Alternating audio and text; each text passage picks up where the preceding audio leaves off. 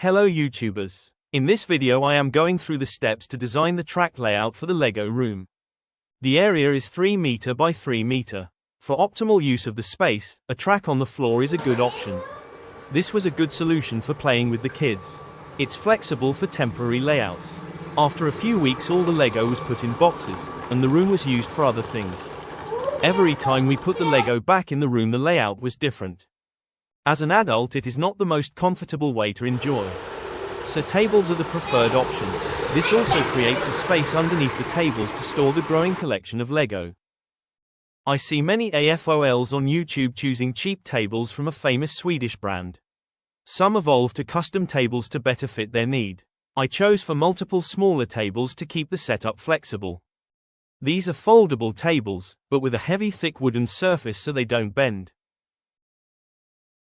By creating an island in the middle of the room, I can go around and reach everywhere.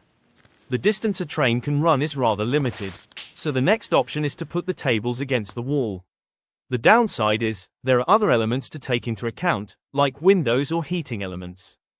I cover the tables with a thin vinyl to cover the seams between the tables. Now it's time to lay down some track pieces. I put him as close as possible against the edge of the table, so there is a maximum space left in the middle for the city. This creates a problem at the curve.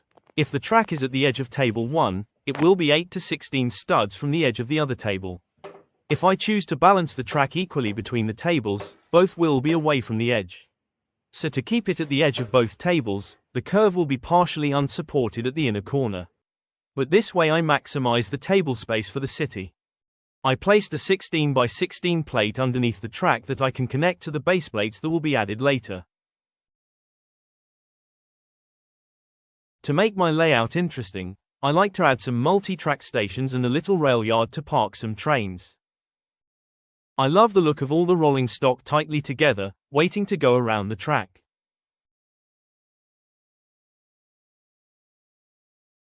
To fit more trains in a small place, I like the tracks close together in the rail yard and stations. This can be accomplished by using the old 4.5 volt switch track. The combination of old and new switch tracks creates new possibilities. The modern switch tracks are modified to provide a better curve. I did not use original Lego tracks for that, but the brown off-brand variation. That can be seen in a separate video about this modification. I used a double slip switch to get even more playability on a small track. This is a track piece that Lego never produced, but are a good quality alternative. Here is some footage of a test layout on the tables. I hide some track behind the buildings or mountains. To avoid wasting space behind the buildings for the train track, I modified the modular buildings to include space for the track at the back of the baseplate.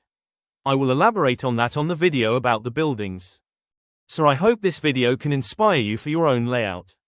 This layout is not finished, so there will be updates about the progress. Suggestions are always welcome in the comments. Hope you enjoyed watching this, and like this video so I am motivated to make some more.